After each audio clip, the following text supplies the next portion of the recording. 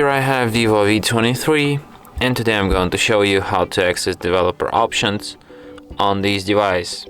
So firstly, let's open settings, then go to the about phone section, then go to the software information, find the line build number, and tap on it with your finger several times until you get the message you are now a developer. And now you can find these developer options in the system section, and here they are. You can also disable developer options here, and after that they will disappear from the settings list. And that's it. Thanks for watching. If you find this tutorial useful, don't forget to hit that like button and subscribe to our channel.